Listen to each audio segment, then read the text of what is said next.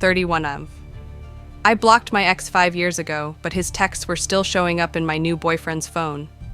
How a technical glitch revealed my fiancé was secretly dating my ex-boyfriend all along. I was making dinner while my fiancé Chris showered, preparing his favorite pasta primavera to celebrate his promotion. His phone, charging on the kitchen counter, lit up with a notification. I wouldn't normally check his messages. We respected each other's privacy, but the preview caught my eye in a way that made my entire body go cold. "Hey, handsome, can't wait to see you tomorrow. Been thinking about last weekend all week." The message was from a contact named Mike W. My hands froze mid-chop, the knife suddenly heavy in my grip. Mike Williams, my ex-boyfriend from 5 years ago. The man whose number I had blocked after our explosive breakup, whose name I hadn't spoken aloud in years, whose face I had carefully untagged from all my social media memories. Mike Williams was texting my fiancé intimate messages, and based on the preview, this wasn't their first exchange.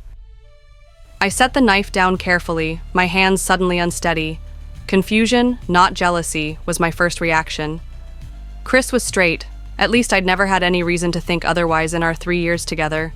And even if he wasn't exclusively heterosexual, what were the odds that out of millions of men, he would connect with my ex-boyfriend? A man whose name I had definitely mentioned during our early relationship discussions? Maybe it was a different Mike W. Maybe I was jumping to conclusions. I picked up Chris's phone, hesitating only briefly before swiping to unlock it. We knew each other's passcodes for practical reasons, though we rarely accessed each other's devices. The message thread with Mike W. opened, and any hope of miscommunication evaporated instantly. It wasn't just one text, it was hundreds, spanning back nearly 7 months.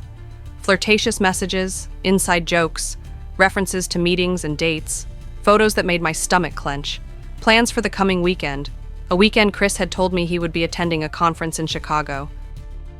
As I scrolled up through messages dating back to early spring, another detail made my blood run even colder. This wasn't just my ex-boyfriend secretly dating my current fiancé behind my back. Based on their conversations, Chris knew exactly who Mike was in relation to me.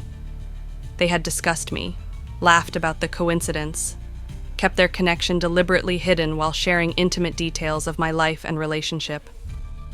"She talks about you sometimes, you know," one of Chris's texts read. "Still says you're the one who got away. Ironic, isn't it?" The shower shut off upstairs. I had perhaps 2 minutes before Chris would come downstairs, hair damp, smelling of that cedar body wash I had given him for his birthday. 2 minutes to decide how to handle the discovery that the man I planned to marry was secretly involved with the man who had broken my heart half a decade earlier. I took a screenshot of the most damning exchanges and texted them to myself, then carefully replaced the phone exactly as I'd found it. My body seemed to be operating on autopilot, my mind oddly detached as if observing someone else's crisis. I returned to chopping vegetables with mechanical precision, though my appetite had completely disappeared. How long had they known? How had they met? Had they sought each other out because of me, or was it truly a coincidence that morphed into deliberate deception? And most disturbingly, was my entire relationship with Chris authentic in any way, or had it been built on manipulation from the beginning? The sound of Chris's footsteps on the stairs jerked me back to the immediate moment. I had seconds to decide: confront him now with limited information, or pretend everything was normal while I investigated further. I looked down at the knife in my hand, the vegetables arranged in neat piles, the pasta water beginning to boil. 3 years of my life, a diamond engagement ring on my finger, and wedding plans taking shape for next summer. All of it potentially a carefully constructed lie. "Something smells amazing," Chris said as he entered the kitchen, wrapping his arms around me from behind. The familiar gesture that usually brought comfort now made my skin crawl. I forced myself not to stiffen as his lips brushed my neck, exactly where Mike used to kiss me, a detail I had definitely shared with Chris during intimate moments. I'd always prided myself on being direct, on confronting problems head-on. But in that moment, with his arms around me and my world silently imploding, I made a decision that went against my nature. I would wait, gather more information, understand the full scope of the betrayal before confronting either of them. "Just your favorite," I managed to reply, my voice surprisingly steady despite the trembling that had taken hold deep inside my chest. "To celebrate your big day." To understand the magnitude of this betrayal, you need to understand the relationships involved, the history with Mike, the life I'd built with Chris, and how thoroughly those worlds should have remained separate. I met Mike Williams during my senior year of college at a mutual friend's housewarming party. He was charismatic, ambitious, with the kind of confidence that simultaneously intimidated and attracted me. Our connection was immediate and intense, the kind of whirlwind romance that consumes your life before you realize what's happening. Within weeks, we were inseparable. By 3 months, we had exchanged keys to our respective apartments. Mike was my first serious adult relationship, and I approached it with the wholehearted dedication I apply to everything important in my life. I integrated him into my friend circle, introduced him to my family, rearranged my career plans to accommodate his ambitions to work abroad eventually. When he suggested moving in together after graduation, I agreed, despite my mother's gentle warnings about moving too quickly. For nearly 2 years, Mike was the center of my world. I dismissed the warning signs that experienced friends tried to point out, his occasional controlling behaviors, the subtle ways he isolated me from certain friends, the fact that I was constantly working to earn his approval, while he rarely extended the same effort toward me. The breakup, when it finally happened, was devastating precisely because it caught me so off guard. I discovered he had been seeing someone else for months, a coworker he had repeatedly assured me was just a friend. The confrontation was ugly. He blamed me for being too needy, claimed I had driven him to look elsewhere, somehow twisted the narrative until I was apologizing to him, even as my heart shattered. It took nearly a year of therapy to recognize the emotional manipulation I had endured, to understand that the relationship had veered into unhealthy territory long before he actually cheated. I blocked his number, removed him from social media, and asked mutual friends not to mention him or include us in the same gatherings. The clean break was necessary for my healing. Fast forward 3 years. I had rebuilt my life, focused on my career in marketing, and established a healthy independence I'd never fully developed while with Mike. I wasn't looking for a relationship when Chris Anderson came into my life, which is perhaps why it felt so natural and unexpected.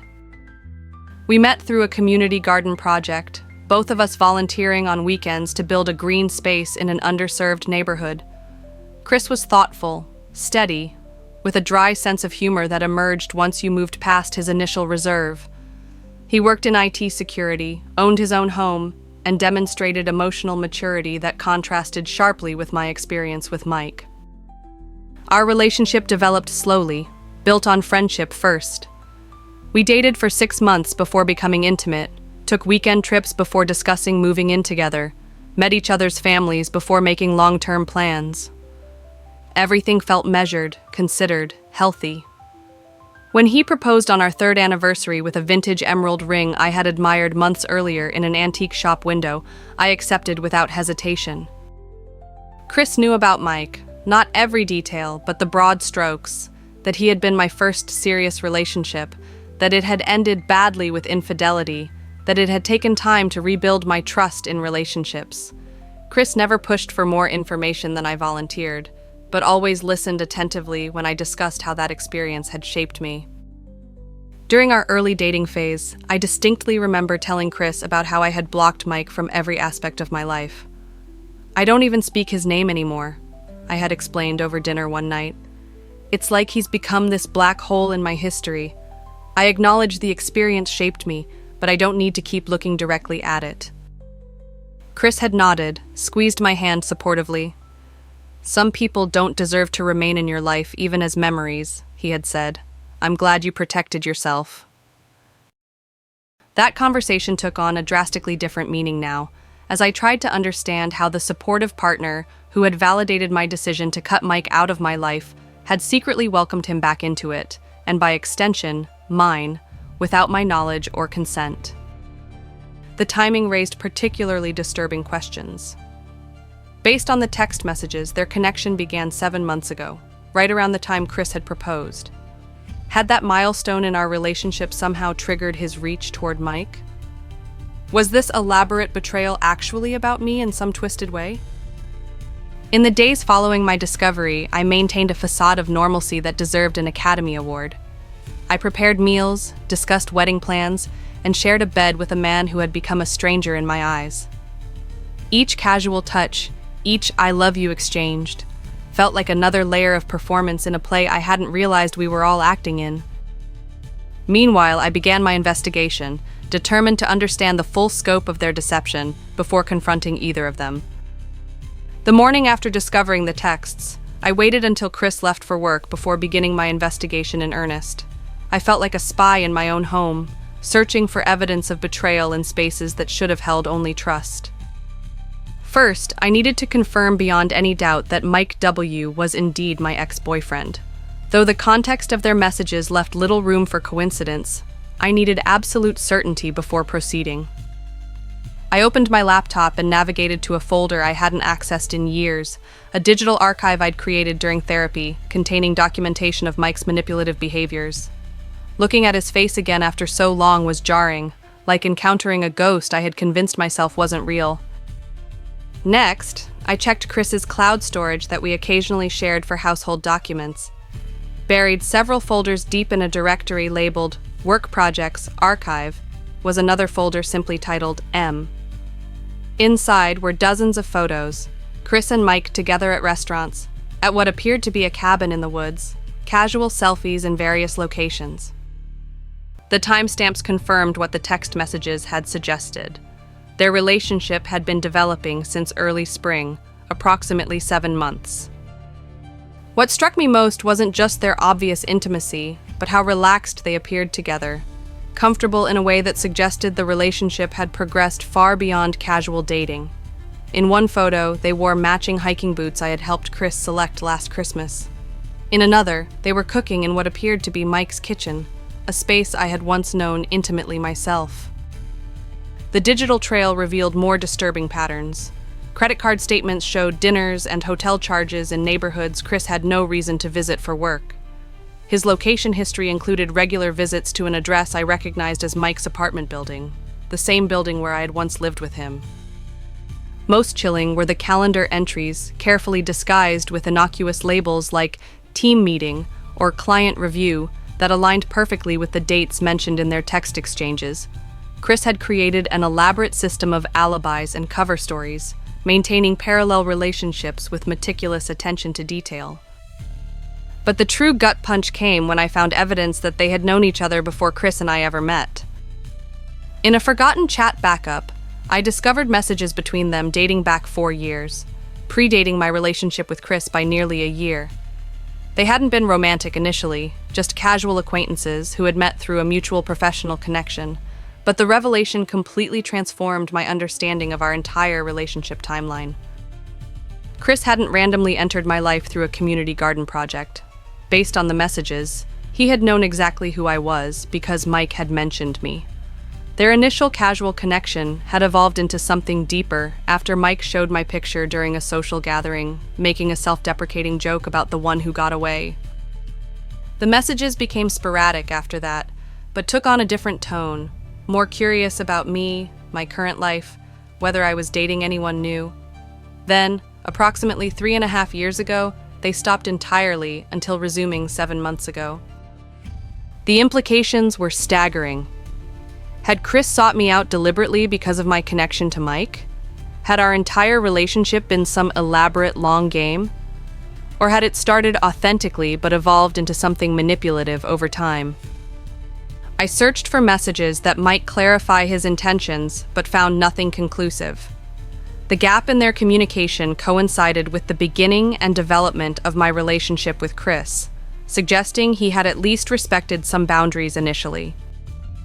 By midday, hunched over my laptop with a cold cup of coffee, I had assembled a disturbing timeline. 4 years ago, Chris and Mike meet through professional connections, communicate casually 3.5 years ago. Mike shows Chris my photo, makes comments about our past relationship 3.5 years ago. Communications between them cease. 3. 3 years ago. I meet Chris at the community garden project 3 years ago. Chris and I begin dating 7 months ago. Chris proposes to me 7 months ago.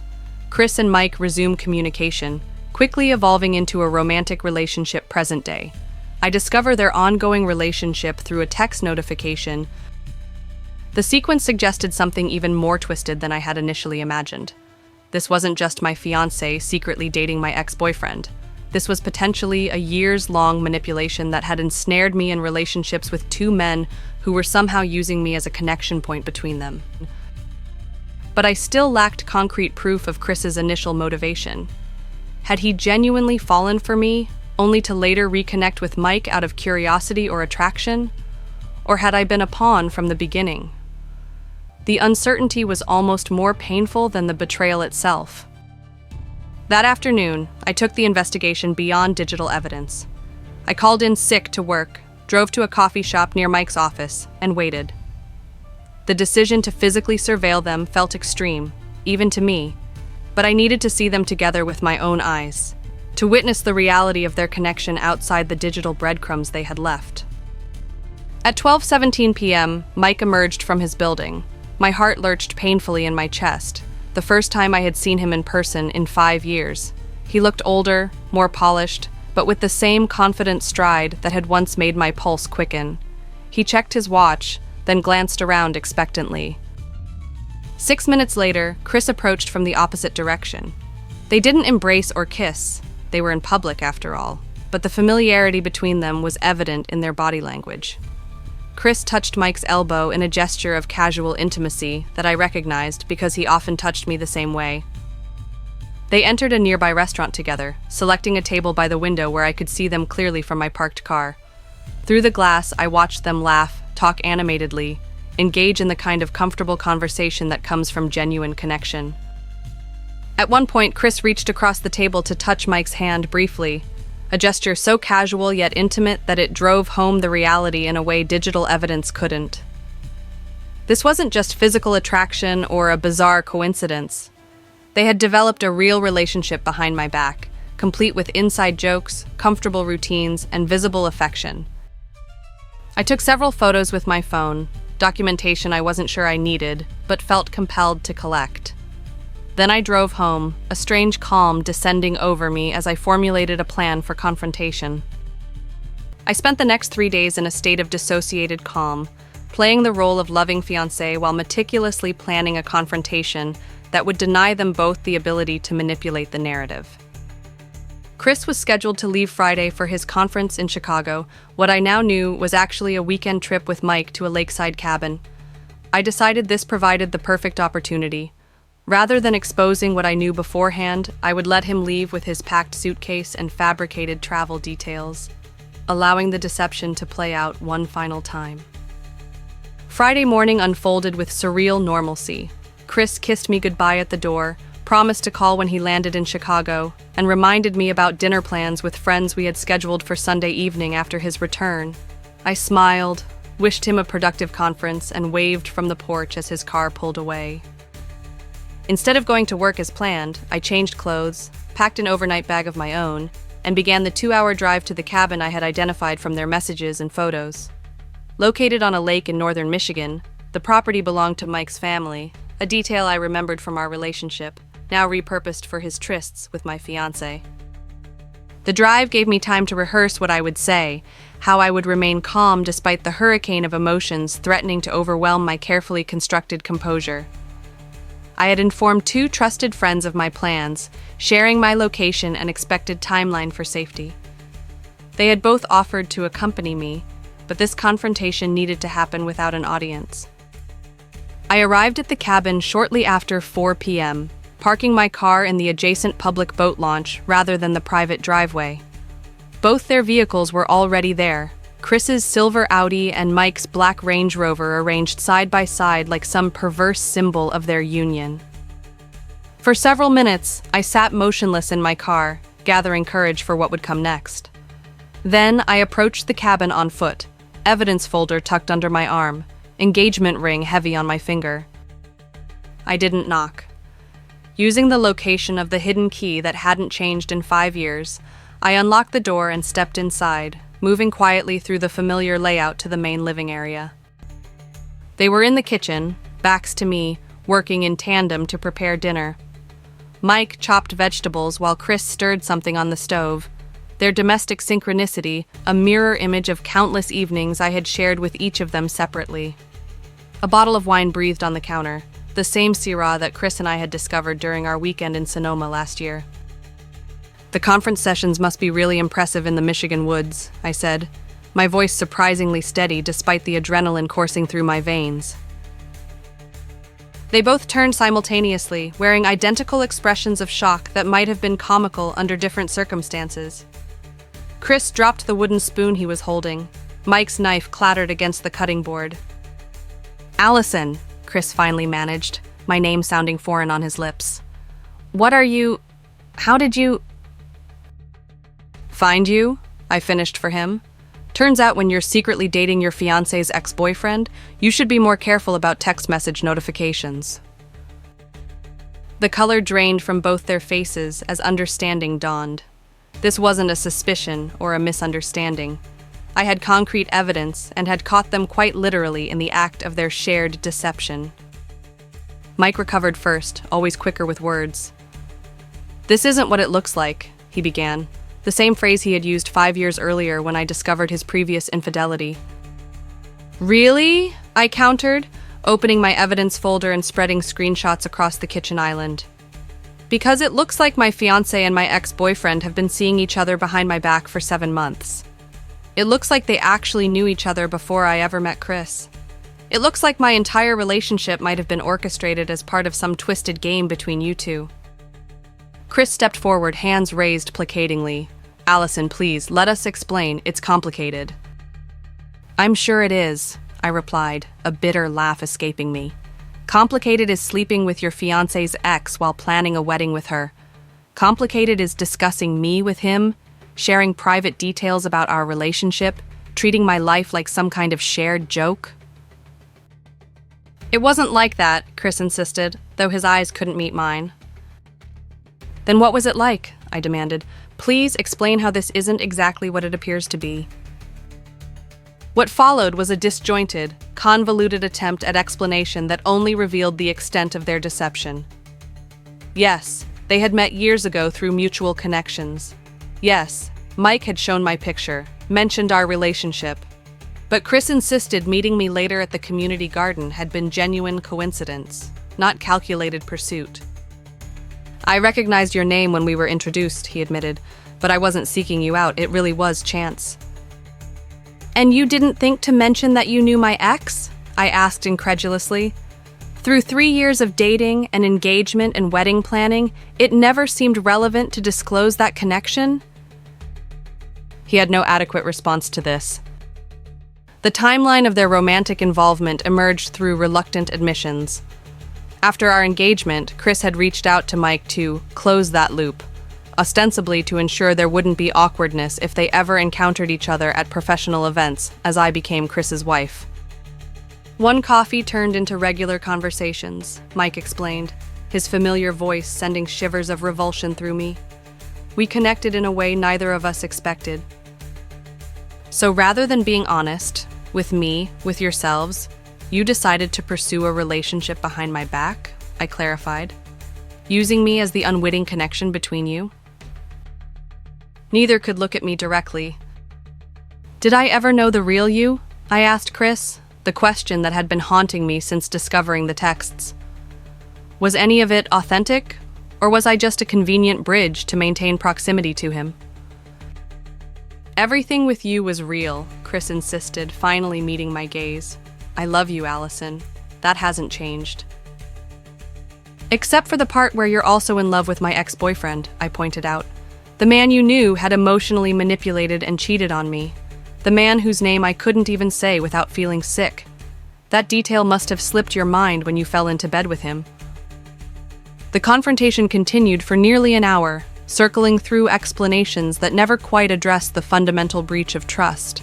They had created an elaborate web of deception, maintained dual relationships, and robbed me of informed consent in my own life. "I never meant to hurt you," Chris said finally. the cliché so inadequate it nearly broke my carefully maintained composure. "But you chose actions that would inevitably cause pain," I replied. "Every text, every secret meeting, every lie about where you were or who you were with, those were deliberate choices made with full awareness of potential consequences." I removed my engagement ring, placing it on the counter between us. The emerald stone caught the late afternoon light, throwing green reflections across the evidence of betrayal spread between us. "I came here for answers, not reconciliation," I said, my voice finally betraying the exhaustion beneath my calm exterior. I needed to understand the extent of the deception before I could move forward. Now I do. As I turned to leave, Mike stepped forward. "Allison, wait." "Don't," I cut him off sharply. "You've already taken enough from me. You don't get to take this moment, too."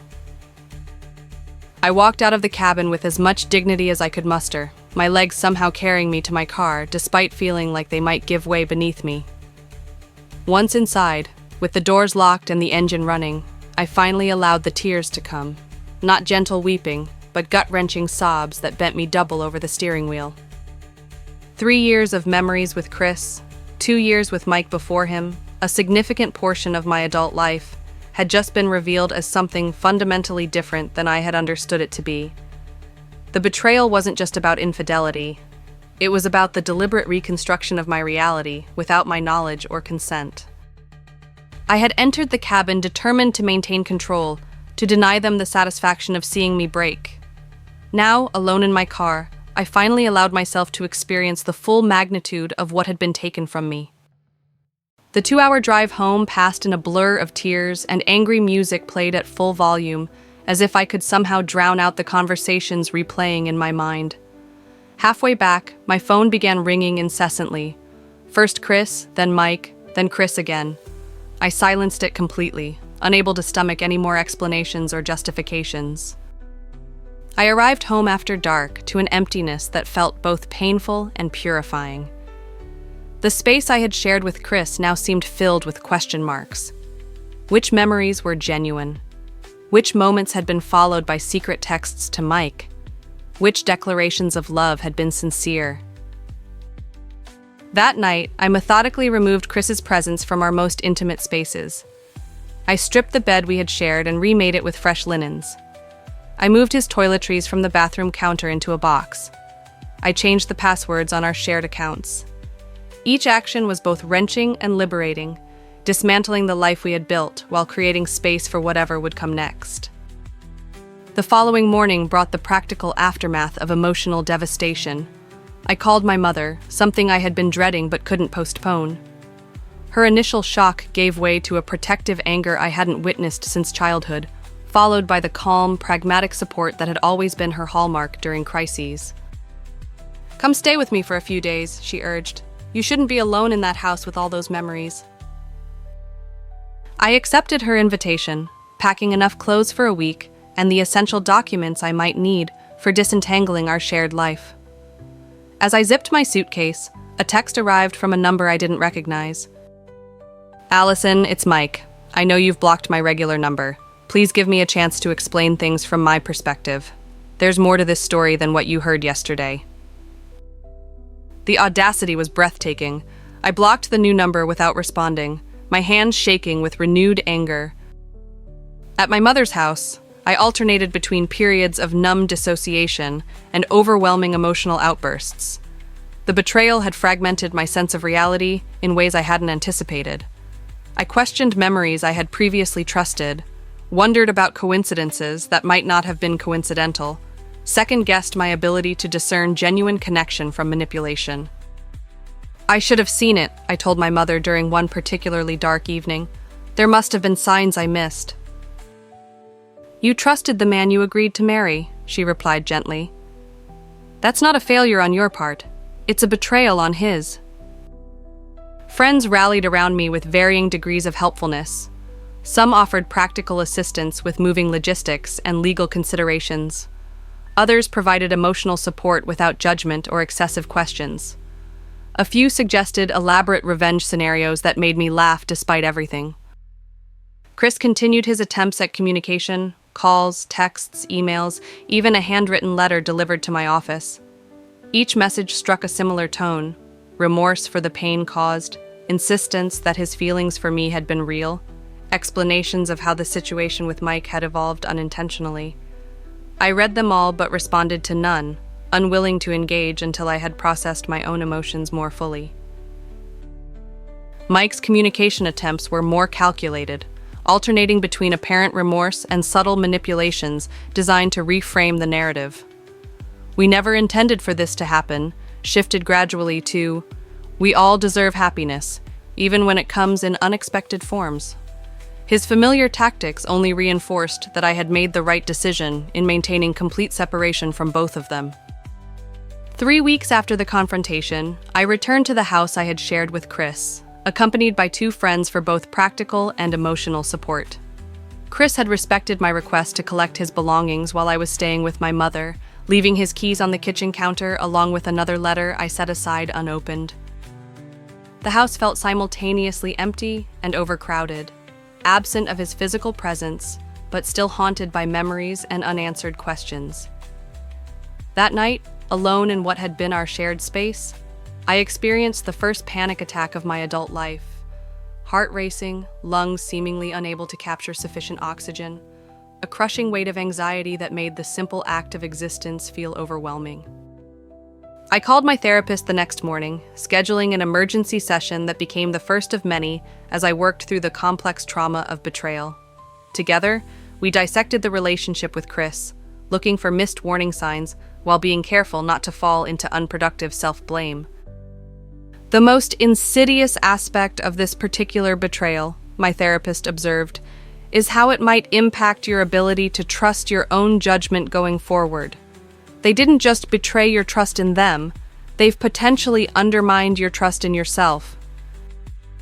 This insight resonated deeply. The most painful aftermath wasn't just losing my fiancé or having unwanted reconnection with my ex. It was the profound disorientation of questioning my own perceptions and decisions. Had I been complicit in my own deception through willful blindness? Had I ignored intuitions that might have protected me?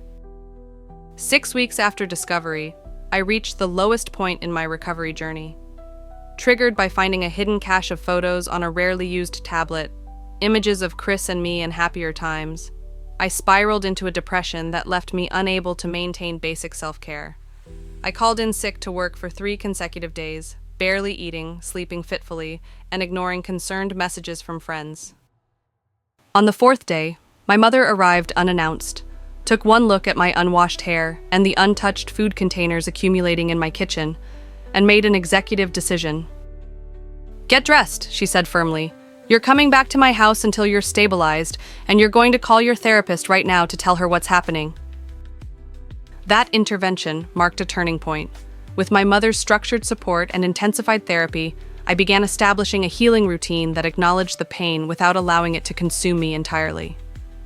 Daily walks, regular meals, journaling exercises, and strict boundaries around rumination gradually rebuilt my capacity to function beyond basic survival.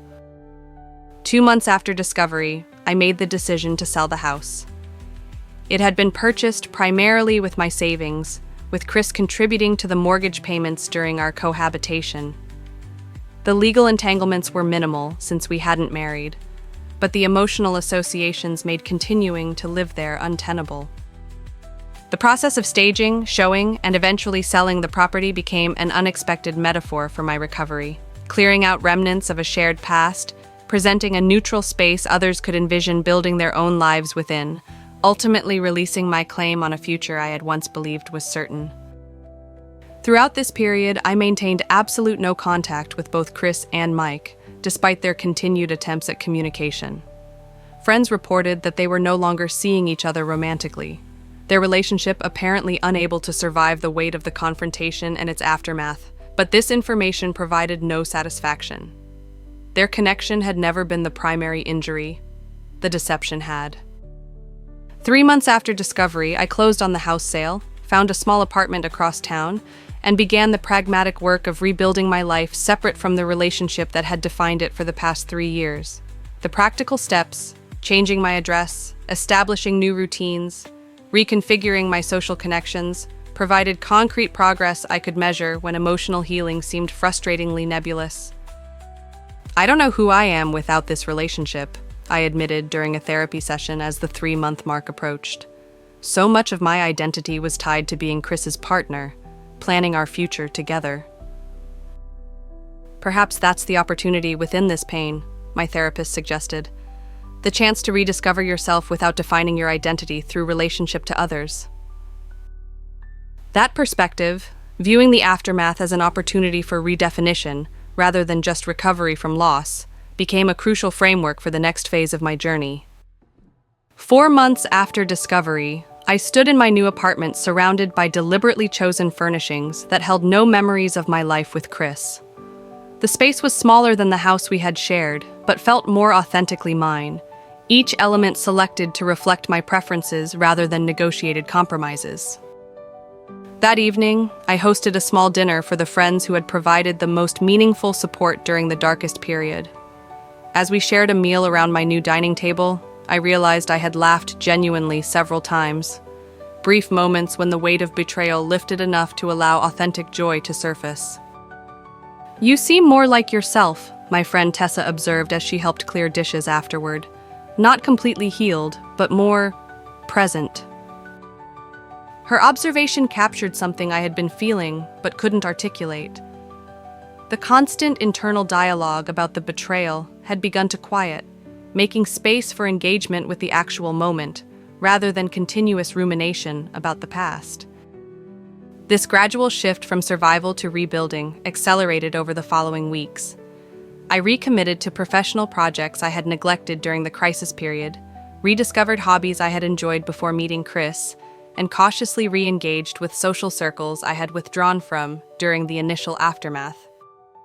5 months after discovery, I experienced an unexpected test of my recovery progress.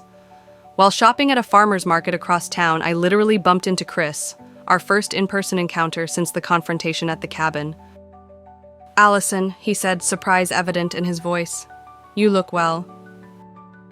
The physical reaction was immediate: racing heart, constricted breathing, the familiar symptoms of fight-or-flight response. But alongside the physiological panic was something new, a remarkable emotional steadiness. I could acknowledge the impact of seeing him without being completely destabilized by it.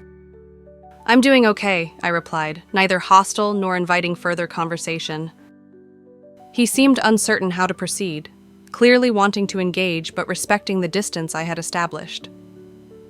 "I've wanted to talk to you," he began carefully, "to explain more fully what happened." "I'm not interested in explanations," I interrupted, my voice surprisingly calm. "Nothing you could say would change what you did or help me move forward." "I understand," he said after a moment. "I just want you to know I'm truly sorry for the pain I caused. You deserved better." "Yes," I agreed simply. "I did." The encounter lasted less than 2 minutes but represented a significant milestone in my healing journey. I had faced the source of my pain, maintained my boundaries, and walked away without either crumbling or lashing out. The trembling didn't hit until I reached my car, but even that felt like progress. A delayed reaction rather than an overwhelming, immediate collapse. In therapy that week, we unpacked the interaction and its aftermath. "You experienced his presence as a trigger but not as a threat to your current stability," my therapist observed. "That's significant progress." This distinction between acknowledging pain and being consumed by it became increasingly important as I continued rebuilding. The betrayal had happened, had changed me irrevocably, but was gradually transforming from an active wound into a scar, a permanent marker of injury that no longer dominated every moment of consciousness. 6 months after discovery, I made 2 significant decisions that symbolized my commitment to creating a future not defined by betrayal. First, I accepted a professional opportunity I had previously declined because it required occasional travel that would have been difficult to manage within my relationship with Chris. Second, I deleted all the evidence I had collected, screenshots, photos, timelines, recognizing that preserving these artifacts was keeping me tethered to the investigation phase of recovery. "You don't need proof anymore," my therapist affirmed when I shared this decision. You know what happened, and continuing to document it serves no healing purpose. 7 months after discovery, I received a job offer in Denver, a significant promotion that would require relocation to a city where I knew almost no one. Before the betrayal, I would have immediately declined, prioritizing proximity to the life I had built with Chris. Now, I found myself seriously considering it, not as an escape from painful memories, but as an opportunity to build something entirely new. "What's holding you back?" my mother asked when I called to discuss the potential move. "Fear, mostly," I admitted. "Fear that I'm running away rather than moving toward something. Fear that I don't have the resilience to start over completely." "Those are valid concerns," she acknowledged. "But consider this. Sometimes the universe removes what was familiar, so you can discover what might be possible." After 2 weeks of deliberation, list-making, and conversations with trusted advisors, I accepted the position. The decision wasn't impulsive or reactive, but thoughtfully considered, a deliberate choice to pursue growth rather than just recovery. As I prepared for relocation, I faced practical decisions about what to bring into this new chapter and what to leave behind. The sorting process became another healing ritual, evaluating each possession not just for utility, but for the emotional associations it carried.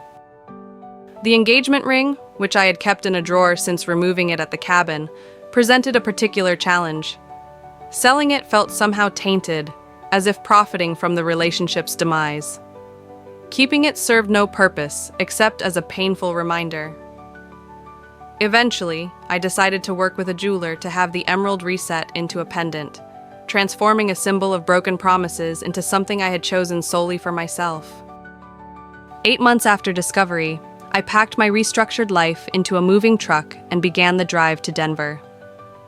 My mother had offered to accompany me, but I chose to make the journey alone, a symbolic solo pilgrimage toward a future I was now actively creating rather than passively receiving. Somewhere in the vast emptiness of Nebraska, between the life I had lost and the one I was moving toward, I experienced a moment of unexpected clarity. The betrayal had shattered my understanding of the past and my vision for the future, but it had also created space for possibilities I might never have considered otherwise. The loss remained painful, but alongside it had grown something resembling gratitude for the forced recalibration. I arrived in Denver on a crisp autumn day, the mountains visible in the distance as I navigated to my temporary housing. For the first time in nearly 9 months, I felt a sense of genuine anticipation, not just for escape from pain, but for discovery of what might come next. 1 year after discovering the texts between Chris and Mike, I sat on the balcony of my Denver apartment, watching the sun set behind the mountains. The air was different here, cleaner, sharper, carrying the promise of approaching winter. I wrapped my hands around a mug of tea, the emerald pendant at my throat catching the fading light. The year had transformed me in ways I couldn't have imagined during those first devastating weeks after discovery. The betrayal remained a significant chapter in my story, but was no longer the central defining narrative. I had built a life that felt authentically mine, a career that challenged me, a home that reflected my tastes, friendships that had developed without reference to previous relationship dynamics. My therapist, with whom I still had monthly virtual sessions, had asked me to reflect on what I had learned through this experience. The question wasn't about finding silver linings or toxic positivity, but about acknowledging the legitimate growth that can emerge from navigating trauma. The most profound shift had been in my understanding of trust, both in others and in myself. The betrayal might have taught me to be suspicious, to guard against vulnerability, to anticipate deception behind every interaction. Instead, I had developed a more nuanced relationship with trust, recognizing it not as an all-or-nothing proposition, but as a dynamic process of discernment. I had learned that trusting someone doesn't require abandoning critical thinking or ignoring inconsistencies. Healthy skepticism and authentic connection can coexist. Most importantly, I had regained trust in my own perceptions and judgment, understanding that being deceived wasn't evidence of my naivety, but of others' deliberate manipulation. 6 months into my Denver chapter, I had cautiously begun dating again. The first few attempts were tentative, anxiety-producing, and ultimately educational. I found myself more direct about expectations, more attentive to alignment between words and actions, more willing to address concerns rather than dismissing them to maintain harmony. 2 months ago, I had met someone who accepted this evolved approach to relationship building with refreshing openness. Our connection was developing slowly, thoughtfully, with mutual respect for the experiences that had shaped us. Whether it evolved into something long-term remained to be seen, but the possibility no longer terrified me as it once had. My relationship with my mother had deepened through the crisis and recovery, her unwavering support providing a foundation when everything else seemed unstable. Weekly video calls had become a cherished ritual, maintaining connection across physical distance while respecting the independence of my new chapter. Friends from my previous life remained important, though some connections had naturally evolved as our paths diverged. I had visited Boston twice since moving, each trip easier than the last as the city gradually transformed from a landscape of painful associations to simply a place where part of my history had unfolded. I had received one final communication from Chris 3 months after my relocation, a letter forwarded by a mutual friend who had checked with me before passing it along. Unlike his previous attempts at explanation, this message simply acknowledged the harm caused and expressed genuine wishes for my healing, without expectations of response or reconciliation. I had read it once, recognizing the closure it represented, then recycled it without feeling compelled to reply. Mike had eventually stopped his attempts at contact as well, though I occasionally heard through mutual connections that he mentioned me in conversations, usually in the context of regret or missed opportunities. The information produced no emotional response beyond mild irritation that I still occupied any space in his narrative. The most unexpected development had been an email from Tara, a woman I had never met, received approximately 4 months after my move to Denver. She had introduced herself as Mike's ex-girlfriend, the woman he had cheated on me with 5 years earlier. Through an improbable series of connections, she had learned about the recent betrayal involving Mike and Chris, and reached out to express solidarity. I know how persuasive Mike can be, how he reconstructs reality to serve his purposes, she had written. Chris may have participated willingly in the deception, but I wouldn't be surprised if Mike orchestrated much of it. Her insights about Mike's patterns mirrored my own experiences with him, confirming that the manipulation I had identified in therapy wasn't imagined retroactively, but had been his consistent approach to relationships. This validation from someone who had occupied a similar position in his life offered unexpected healing. Tara and I had exchanged several emails, then developed a casual friendship that included occasional video calls. The connection might have seemed bizarre from the outside, 2 women united by their experiences with the same manipulative ex-partner, but provided a unique form of understanding that even my most supportive friends couldn't fully offer. As the sun disappeared behind the mountains, leaving my balcony in deepening shadow, I reflected on the strange sequence of events that had led to this moment. A technical glitch, my ex's texts appearing on my fiancé's phone despite being blocked on mine, had revealed a deception I might otherwise never have discovered. Had their relationship remained hidden, I would have married Chris, perhaps started a family, built a life on a foundation of secrets and calculated manipulation. The pain of discovery had been excruciating, but the alternative, remaining unknowingly entangled in their deception, would have been infinitely worse. There's a concept in Japanese aesthetics called kintsugi, the art of repairing broken pottery with gold, creating something more beautiful and valuable through the process of restoration. The breaks aren't hidden or disguised, but highlighted, honored as part of the object's history rather than flaws to be concealed. My life had been shattered by betrayal, then carefully reassembled with the gold of new understanding, deeper relationships, and more authentic self-connection. The experience had broken me, certainly, but the healing process had created something stronger and more genuinely beautiful than what existed before. I wasn't grateful for the betrayal itself. The deliberate choices Chris and Mike had made to deceive me remained profoundly wrong, but I had developed gratitude for the person I had become through navigating its aftermath. The resilience discovered, The boundaries established, the discernment developed. These were valuable beyond measure, even accounting for the pain through which they were forged. As darkness settled over Denver, I took a final sip of now-cold tea and made a decision that had been forming for months. It was time to end therapy. Not because the healing was complete, such processes rarely have definitive endpoints, but because I had developed the internal resources to continue the journey without regular professional guidance. Tomorrow would mark exactly 1 year since the text notification that had changed everything. I would acknowledge the anniversary not as a day of mourning, but as a marker of how far I had traveled since that moment in the kitchen when my world imploded.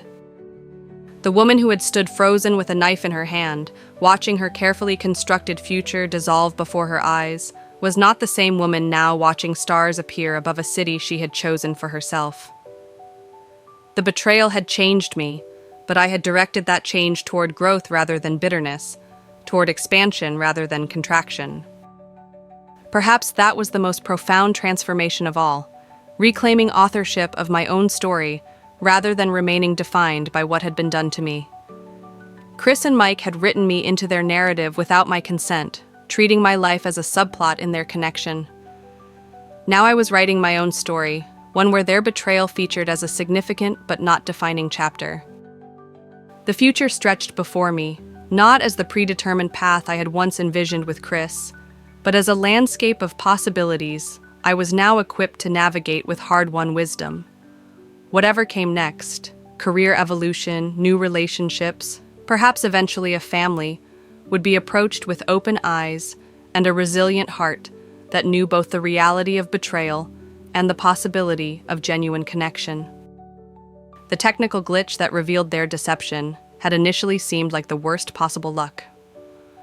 With the perspective of time, I now recognized it as something else entirely. The universe conspiring to show me a truth I needed to see, creating an opening for a life more authentic than the one built on carefully maintained lies. Sometimes collapse is the necessary precursor to building something stronger.